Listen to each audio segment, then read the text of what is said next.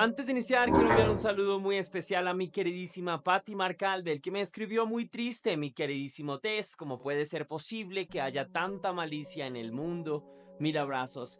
A ti también muchos abrazos, espero que tu vida vaya de maravilla, de verdad, espero que lluevan bendiciones en tu vida, eres una excelente mujer, espero que eso no quede ni una sola duda y sabes que te envío un fuerte, fuerte abrazo desde lo más profundo de mi alma y espero que tengas una hermosa semana. Cuídate mucho, por favor, Patti, y desde luego muchísimas gracias por ser parte de esta comunidad. La mañana del 9 de junio de 2025, la rutina en la planta de tratamiento de agua La Atarjea en Lima se quebró con un descubrimiento espantoso. Entre las rejillas metálicas que filtran el caudal del río Rímac, unos trabajadores divisaron lo que al principio parecía un bulto inusual atrapado entre los restos de basura arrastrados por la corriente. Al acercarse la realidad lo celó. Eran partes de un cuerpo humano cercenadas de manera brutal.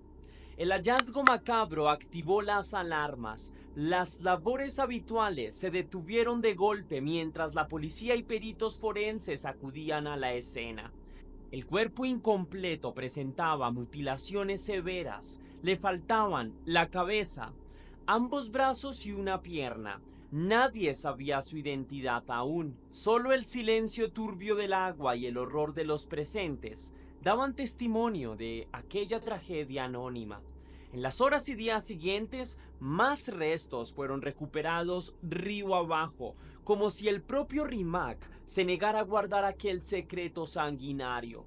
Entre las piezas rescatadas emergió una pista, un tatuaje en la espalda con el nombre Paula Sofía, seguido de una fecha. Ese detalle sería la clave. Un familiar, al enterarse del macabro descubrimiento, se acercó a las autoridades y reconoció la marca inconfundible. Así, poco a poco, la víctima recuperó su nombre. Fabiola Alejandra Caicedo Piña, una joven venezolana de 19 años, conocida en las redes sociales como China Baby. Detrás de ese alias tierno se escondía una historia de sueños migrantes, amores truncados y peligros invisibles.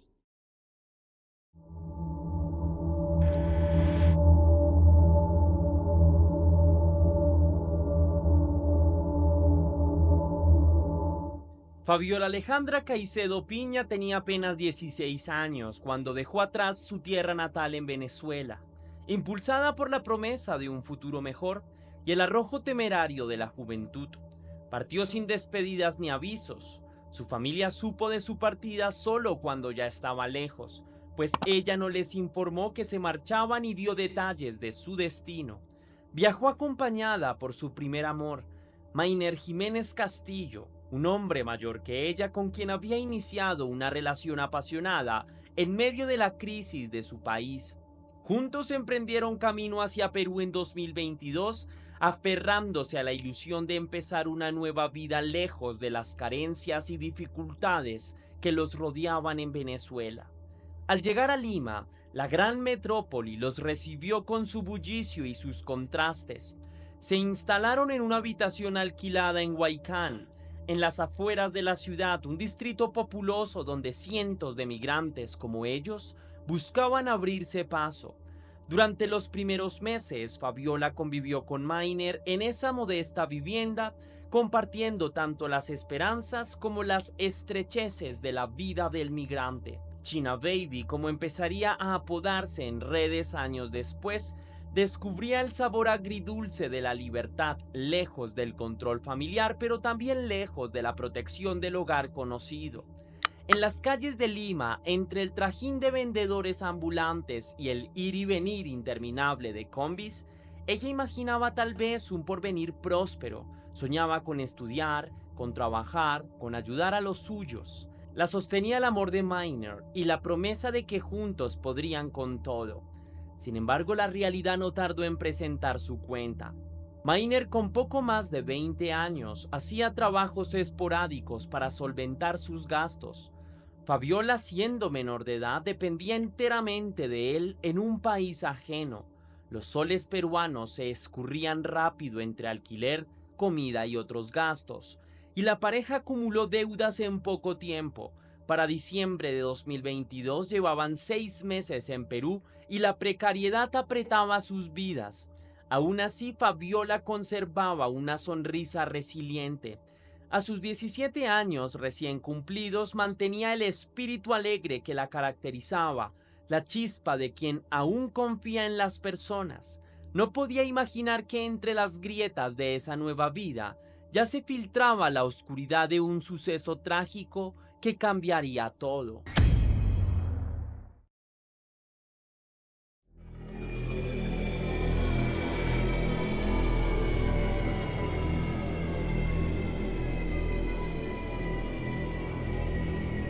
La noche del 17 de diciembre de 2022 trajo consigo el primer golpe de la fatalidad. Preocupado por la falta de pago del alquiler, el propietario de la casa de Huaycán subió a la habitación que ocupaban Mainer y Fabiola para cobrar la renta atrasada. Al llegar encontró la puerta entreabierta y un silencio extraño al otro lado.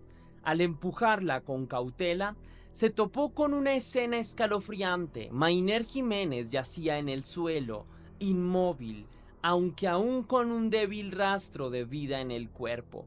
No había sangre ni señales evidentes de violencia alrededor. No había sangre ni cortes. No tenía nada, relataría luego el casero a la prensa local, pero la muerte extendía ya su sombra sobre el joven. Desesperado, el casero alertó a la policía y a emergencias, pero fue inútil. Mainer falleció allí mismo sin que nadie pudiera salvarlo. Fabiola no se encontraba en el lugar en ese momento. Según el testimonio del dueño, la chica ya no vivía en la vivienda cuando él descubrió el cuerpo, lo que sugiere que ella se había ausentado horas antes o quizás incluso que ya no estaba allí de manera permanente. Este detalle, inocuo en apariencia, se convirtió después en combustible para la suspicacia y la maledicencia. La muerte de Mainer Jiménez, de apenas 21 años, fue un misterio desde el inicio. Las autoridades barajaron explicaciones contradictorias. En un primer momento se pensó que pudo haber sido víctima de una agresión violenta, pero otra versión indicó que podría haberse tratado de un suicidio. Ninguna hipótesis se confirmó de inmediato y el caso se quedó abierto en la nebulosa de lo incierto. La tragedia pronto dio paso a las acusaciones. Los familiares de Mainer, destrozados por perderlo, buscaron un culpable y sus miradas recayeron sobre Fabiola. Para ellos no era concebible que el joven hubiera decidido poner un punto final. Preferían creer que alguien se la había arrebatado y en su duelo furioso señalaron a la persona más cercana, la muchacha venezolana que había estado con él. Fabiola tenía solo 17 años y de pronto cargaba con la sospecha pública de un asesinato. En redes sociales, algunos parientes de Mainer la acusaron sin tapujos de estar involucrada en la muerte, a pesar de que seguía siendo una menor de edad. Incluso llegaron a insinuar que Fabiola habría conspirado junto a una nueva pareja para matarlo, sugiriendo que el móvil habría sido pasional. Aquella teoría se alimentó de un detalle. Aproximadamente un mes antes del fallecimiento de Mainer, Fabiola había publicado en sus redes una fotografía junto a otro chico, dando a entender que iniciaba una nueva relación. Para la familia doliente, esa imagen fue tomada como prueba de traición y en su dolor fantasearon con que la joven y ese desconocido urdieron un plan siniestro. El juicio implacable de las redes no esperó evidencias. Un día como hoy estuvieras de cumpleaños y un día como hoy conociste a la sucia que te quitó la vida. La justicia te llegará, escribió con rabia una familiar de Mainer en Facebook refiriéndose a Fabiola. Las palabras ardían con resentimiento y odio. Fabiola desde el silencio soportaba la carga de esos insultos terribles. ¿Qué podía sentir aquella muchacha, sola en tierra extraña, señalada como homicida por quienes antes la aceptaron? Seguramente miedo, confusión, quizás indignación. Su voz no se escuchó públicamente entonces y significativamente tampoco la voz de la justicia formal dijo nada en su contra. La policía nunca encontró indicios para incriminarla. Nunca le hicieron una investigación, nunca le llegó una citación ni nada por el estilo, declararía después un pariente de Fabiola, enfatizando que legalmente ella nunca fue considerada sospechosa. Para la familia de la joven, Maynard había tomado una decisión fatal por cuenta propia, pero los deudos del muchacho necesitaban culpar a alguien para no enfrentar esa posibilidad. Así, entre murmullos amargos y señalamientos virtuales, Fabiola quedó estigmatizada. La vida que había intentado construir en Lima se resquebrajó aún más. Perdió a su compañero y con él la precaria estabilidad que tenía, mientras su nombre era manchado en círculos cercanos sin que mediara prueba alguna.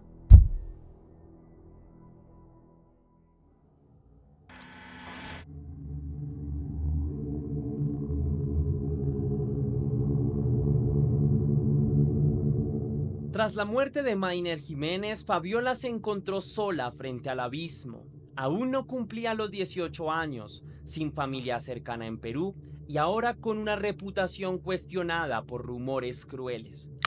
Lejos de rendirse, la joven decidió continuar adelante como pudo, refugiándose en el anonimato vibrante de la gran ciudad. Con el tiempo se trasladó hacia el distrito de Ate, buscando un nuevo comienzo lejos de la sombra alargada de Huaycán.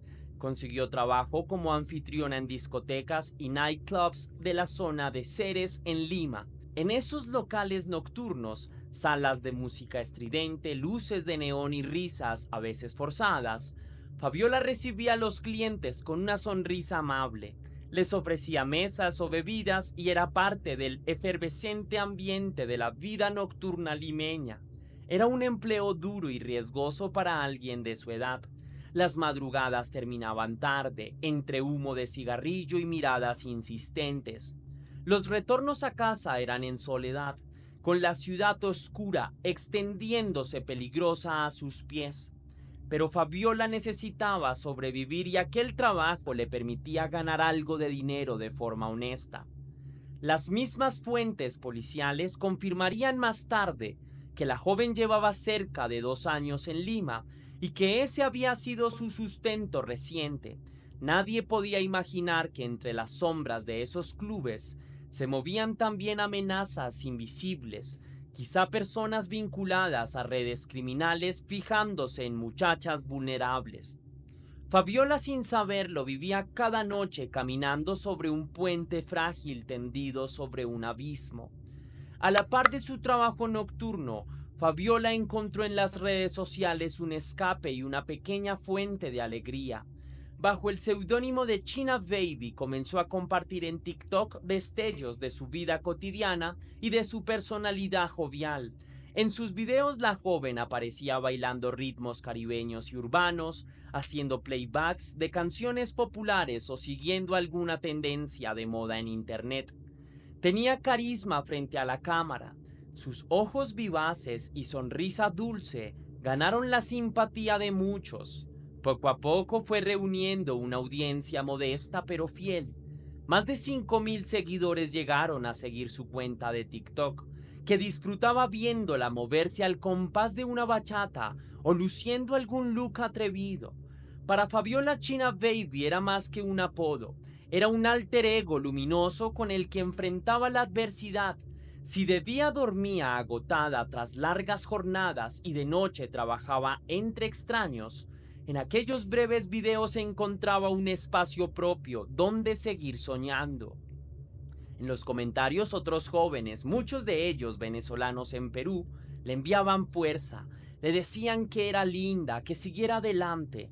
Tal vez ninguno conocía el peso real que ella cargaba en el corazón, la soledad, el recuerdo traumático de las acusaciones o el miedo latente que la asaltaba en las madrugadas silenciosas. Pero por unos instantes, frente a la cámara de su teléfono, Fabiola podía ser solo una chica de 18 años divirtiéndose, imaginando que tenía el mundo en sus manos, aunque la realidad fuera tan precaria. La ciudad, sin embargo, tenía otros planes.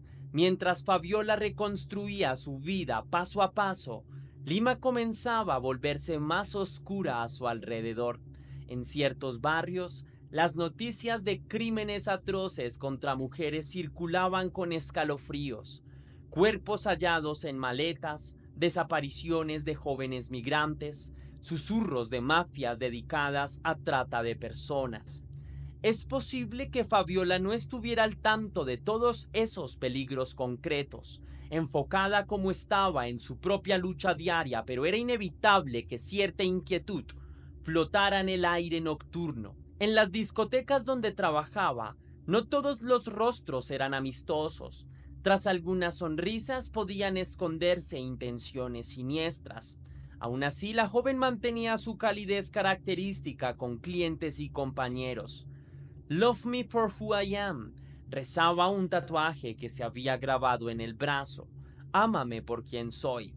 Esa frase convertida en tinta en su piel era un reflejo de su anhelo de aceptación genuina, junto a la imagen de una flor de loto sobre su pecho, símbolo de resiliencia que florece pese al fango, y la figura de una mariposa cerca de la clavícula. Fabiola llevaba inscritos en el cuerpo sus valores y esperanzas. Eran declaraciones silenciosas que la acompañaban cada jornada. Seguir adelante, renacer de las dificultades, ser amada sin juicios. Pero el destino parecía tener escrita para ella una prueba final, cruel y definitiva, que llegaría con las primeras luces del verano limeño de 2025.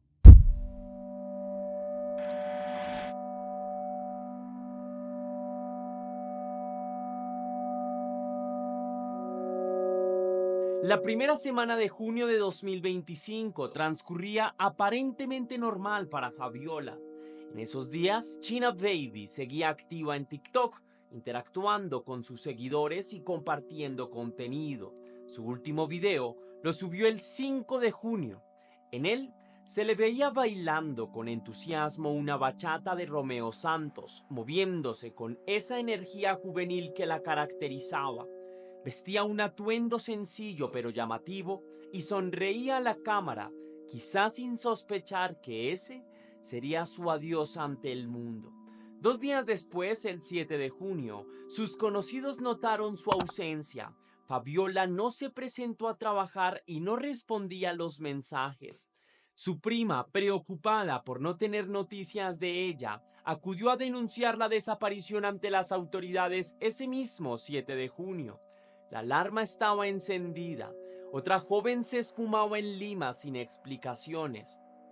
¿Qué ocurrió entre la noche del 5 de junio, cuando Fabiola aún reía al ritmo de la música para sus seguidores, y el 7 de junio, cuando se oficializó su desaparición?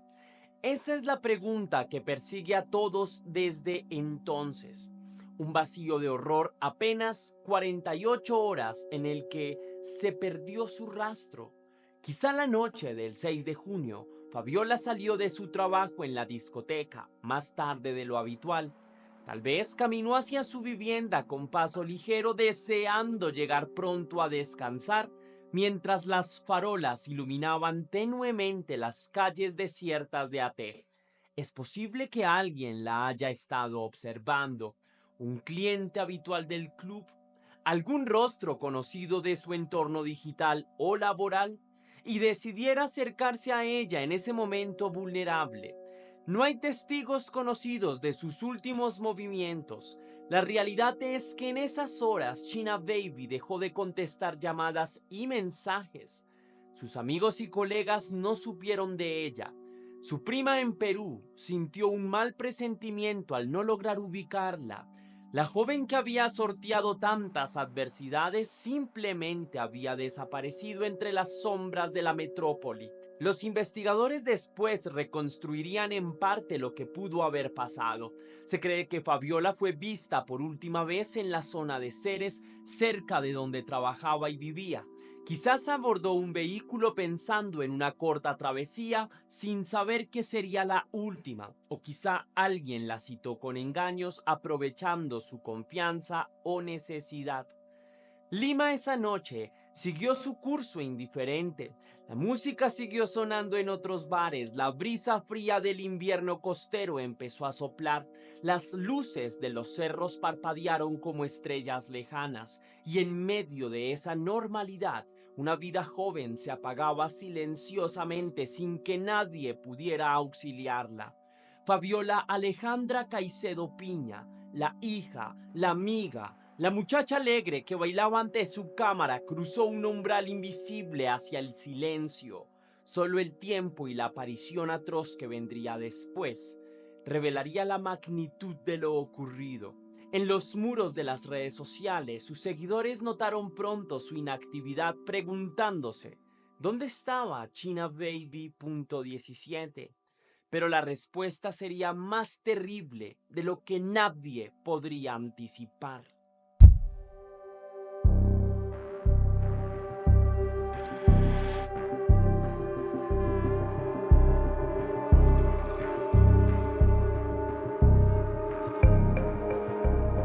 El 9 de junio de 2025, la ciudad de Lima amaneció con una noticia que heló la sangre de sus habitantes.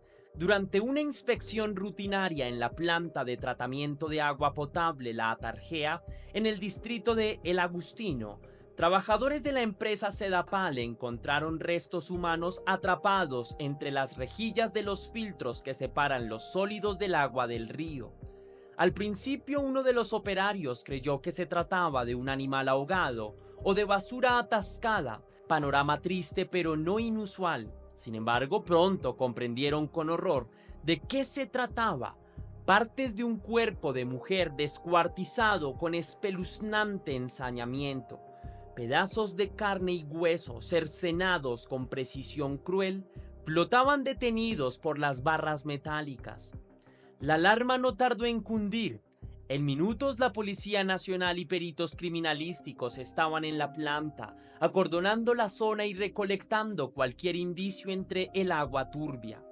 Los rescatistas, con el gesto endurecido por la impresión, extrajeron uno a uno los segmentos humanos, un torso aquí, una pierna allá. No todos estaban presentes, claramente faltaban extremidades. El cuerpo estaba incompleto, mutilado con una frialdad escalofriante, no tenía cabeza, le faltaban los brazos y una de sus piernas. Aquel cuerpo de mujer había sido literalmente despedazado y arrojado al río, como si fuera un desecho cualquiera. La imagen era dantesca y muchos agentes no pudieron reprimir gestos de consternación ante tal barbarie. Inmediatamente se iniciaron los protocolos de emergencia. Mientras buzos y policías rastreaban en el río Rímac aguas arriba buscando más restos, la zona de la Boca Toma quedó bajo investigación minuciosa. Durante horas trabajaron en La Atarjea equipos especializados tratando de identificar a la víctima y de entender cómo había llegado hasta allí. Tras revisar las primeras piezas recuperadas, los forenses notaron algo distintivo en el torso. Varios tatuajes sobresalían en la piel aún adherida. Uno de ellos en particular atrajo su atención: las palabras Paula Sofía, seguidas de una fecha grabadas en la espalda. Además hallaron en un brazo la frase en inglés "Love me for who I am", y otros dibujos reconocibles como una flor de loto y una mariposa en el cuerpo destrozado. Esos símbolos fueron nuestra primera conexión humana con la víctima, indicios de su identidad y personalidad. La noticia del hallazgo no tardó en filtrarse a la prensa local. Descuartizan a una mujer y arrojan sus restos a la planta de agua de Lima, titulaban los noticieros, provocando estupor y miedo. Los vecinos del Agustino expresaron su pánico ante las cámaras. Es algo fuera de serie, un caos lo que está pasando aquí. Hay mucha inseguridad y esto lo confirma, declaró consternado un residente incapaz de asimilar que un crimen así ocurriera en su comunidad. Otra vecina temblorosa dijo que es preocupante la seguridad y que de alguna manera se preocupa por la seguridad de sus hijas que cruzan por esa zona a diario. En los días siguientes la investigación avanzó con rapidez. El cuerpo cercenado fue llevado a la morgue central para la necropsia, pero la prioridad era identificar a la víctima cuanto antes. Los tatuajes resultaron providenciales. La noticia de su descripción llegó a oídos de la comunidad venezolana en Lima y pronto una persona de su círculo los reconoció. Un familiar de Fabiola Caicedo, al enterarse de que entre los restos hallados había uno con el nombre de Paula Sofía inscrito, se presentó ante las autoridades con el corazón en un puño. Paula Sofía era, según explicó, el nombre de una sobrina muy querida de Fabiola, y la fecha tatuada correspondía al cumpleaños de la niña. Esa era una marca personalísima, imposible de replicar por azar. Los investigadores cruzaron datos y confirmaron la terrible verdad. Los restos pertenecían a Fabiola Alejandra Caicedo Piña, de 19 años. Aquella muchacha reportada como desaparecida pocos días antes había aparecido de la forma más espantosa imaginable. La confirmación sacudió a todos. Para cuando la policía anunció oficialmente la identidad de la joven, días después del hallazgo, una vez concluidos los análisis forenses, el caso de China Baby ya ocupaba titulares y portadas. El país descubrió con horror que la víctima no era una desconocida, era una influencer en ciernes seguida por miles en TikTok, una migrante que había buscado refugio en Perú y que había terminado descuartizada en su sistema de agua potable. La indignación y la pena se mezclaron en la opinión pública. Muchos limeños incrédulos se preguntaban en qué clase de infierno del crimen organizado se había convertido esta ciudad. Sedapal, la empresa de agua, tuvo incluso que emitir un comunicado para asegurar que el suministro de agua no se vio afectado por el macabro incidente en un intento por aplacar los temores sanitarios de la población. Pero la preocupación iba más allá de lo técnico. Era un miedo profundo, visceral, ante la evidencia de que el mal caminaba suelto. La conmoción alcanzó también a la numerosa colonia venezolana en Perú, para quienes Fabiola representaba un rostro conocido y cercano. La China Baby, quien había dejado su país con tantas esperanzas, aparecía ahora como otra mártir de la violencia, una víctima más de una cadena siniestra de la que todos exigían explicaciones. La escena en la tarjeta quedaría grabada en la memoria de quienes la presenciaron. Un agente policial de mediana edad, endurecido por años de servicio, confesó en voz baja que nunca había visto algo tan cruel, que esa imagen de las bolsas negras emergiendo del agua con partes humanas le quitaría el sueño durante semanas. Lima lloraba a una hija adoptiva y al mismo tiempo clamaba por atrapar a los monstruos responsables.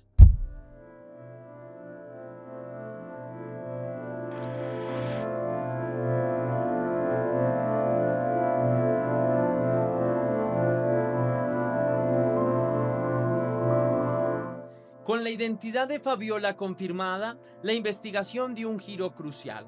Ya no se trataba solo de esclarecer un homicidio atroz, sino de responder a la pregunta que todos se hacían: ¿por qué la mataron con tanta hazaña? Las autoridades peruanas manejaron desde entonces dos hipótesis principales para explicar el móvil del crimen.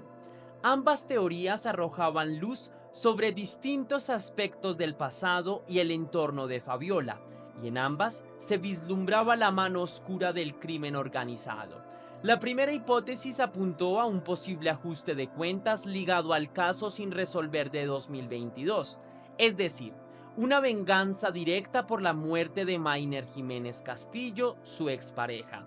Los investigadores de la Policía Nacional del Perú no pasaron por alto el detalle de que Fabiola había sido acusada, al menos en el terreno mediático, por la familia de Mayner. Si bien ella nunca fue procesada por ello, quedó flotando en ciertos círculos cercanos la creencia de que se salió con la suya en aquel entonces. Ahora la brutalidad con que fue asesinada, donde no solo hubo intención de matarla, sino de mutilar su cuerpo y exhibirlo de forma macabra, parecía enviar un mensaje de odio y escarmiento.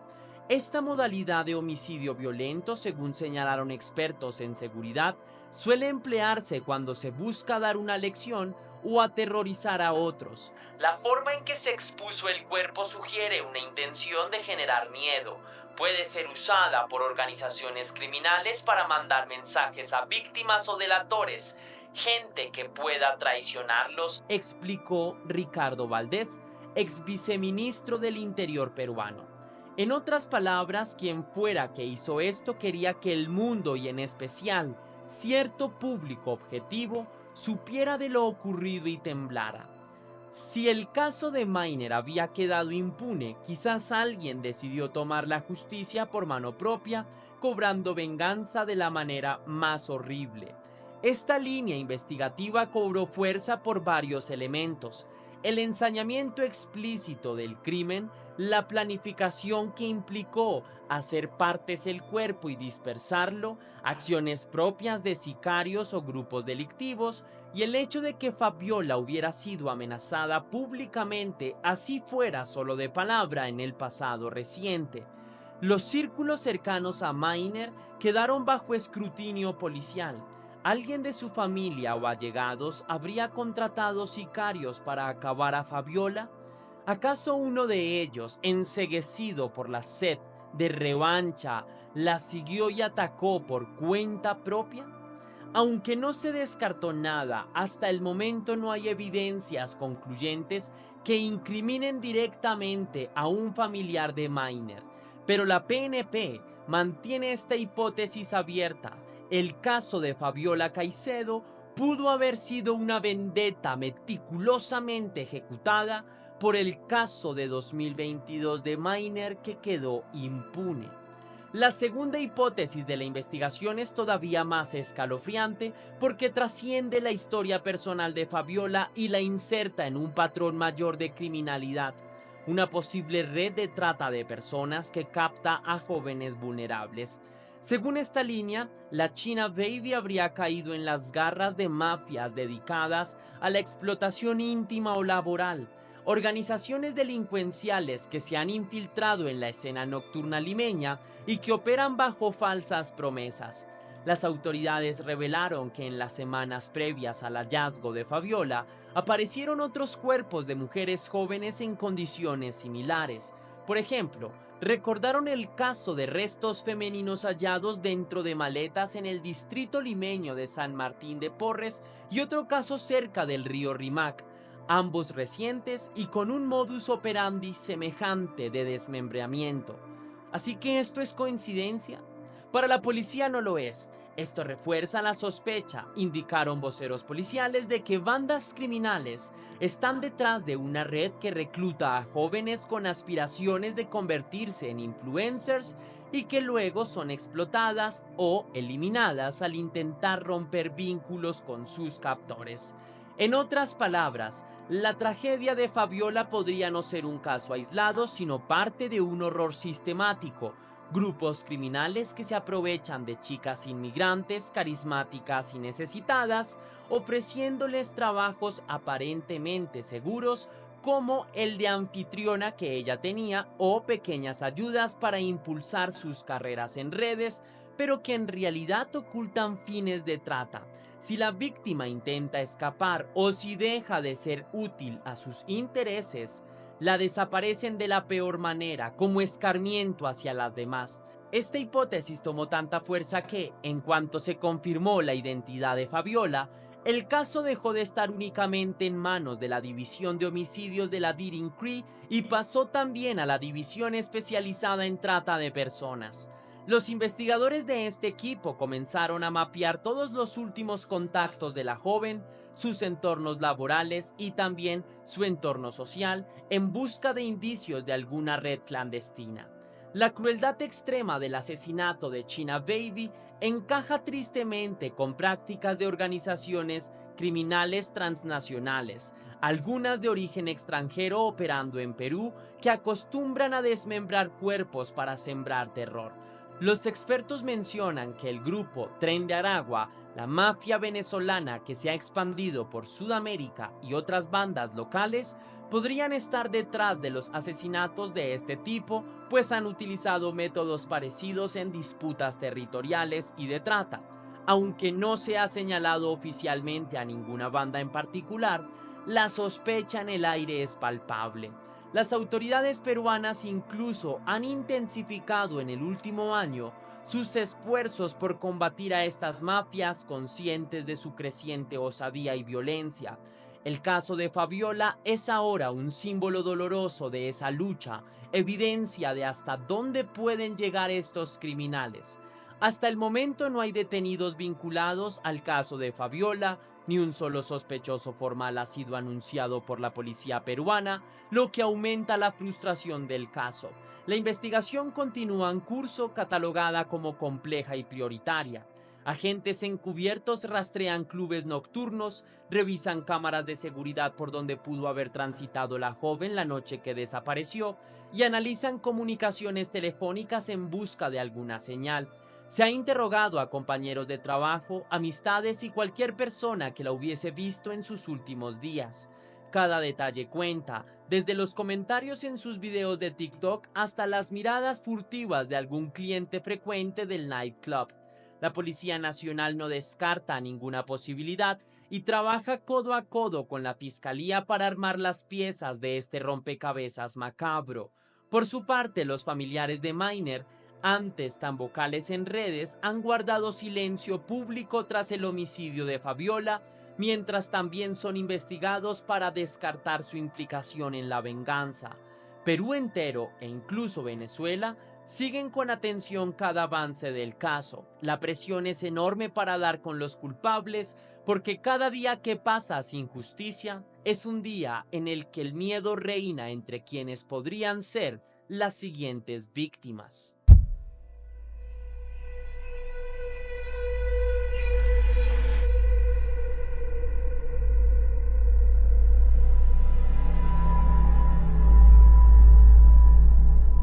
La revelación de que la joven descuartizada en la tarjeta era Fabiola Caicedo Piña cayó como un rayo sobre su familia en Venezuela.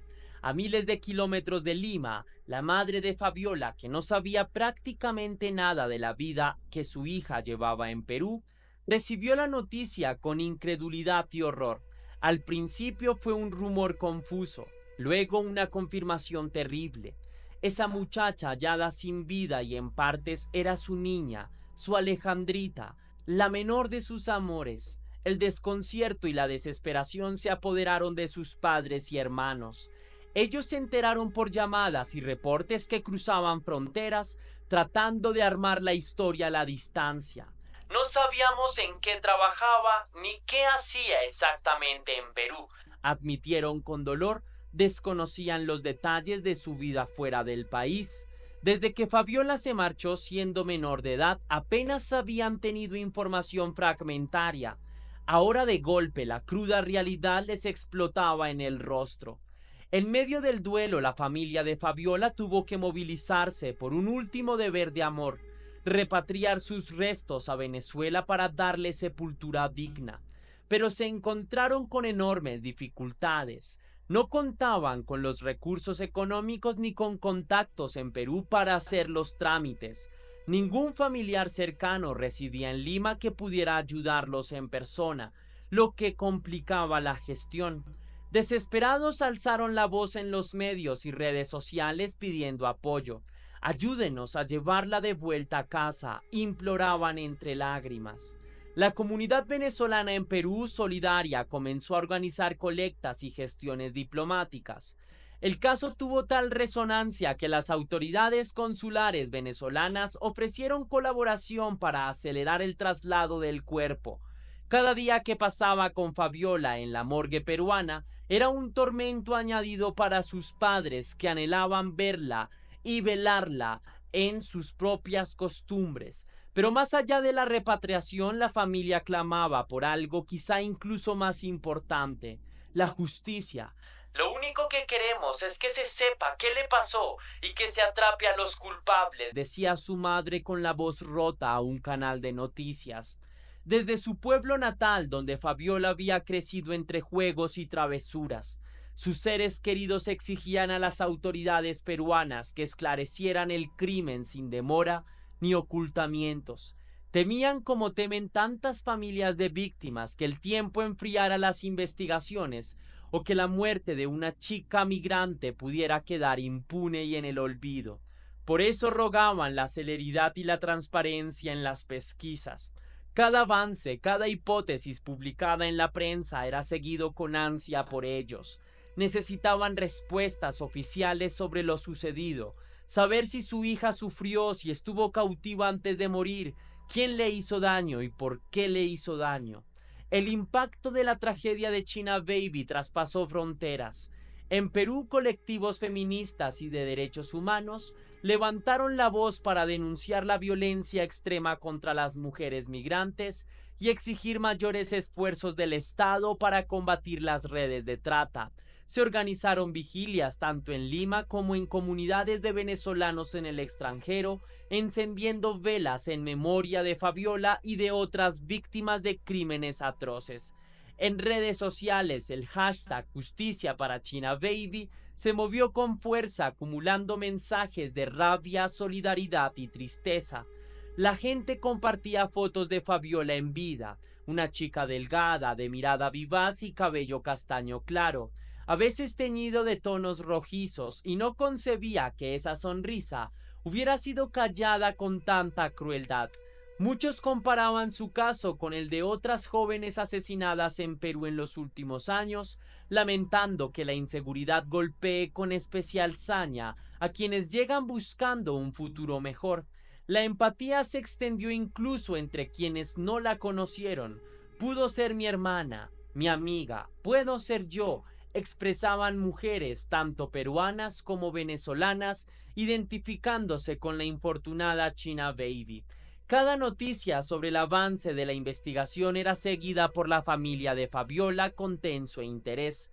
En sus llamadas con las autoridades imploraban que no descansaran hasta capturar a los responsables. Que no quede así, por favor, repetía su padre en comunicación con un agente peruano, conteniendo el llanto. Pese al dolor insoportable, los Caicedo hallaron algo de consuelo en las muestras de apoyo.